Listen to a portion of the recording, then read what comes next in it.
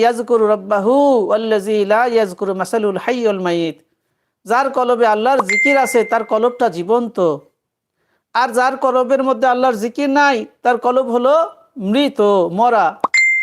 বলেন মরা মাছ লাফায় না, মরা মাছ বাজার থেকে কিনলে লাফায় ভাই? লাফায় না। কিন্তু তাজা মাছ বাজার থেকে কিনে আনলে লাফাইতে থাকে।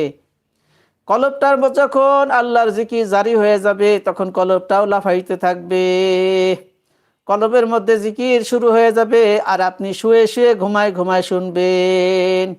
কলবের মধ্যে নাড়াচাড়া করবে আল্লাহ আল্লাহ আল্লাহ আল্লাহ আল্লাহ আল্লাহ আল্লাহ। আপনি মারা যাবেন, লাশের মধ্য থেকে এই লাশের মধ্যেও নাড়াচাড়া করবে। সবাই বলবে কি ব্যাপার, তার কলবের মধ্যে নাড়াচাড়া করে কেন? বলেন, সবাই বলবে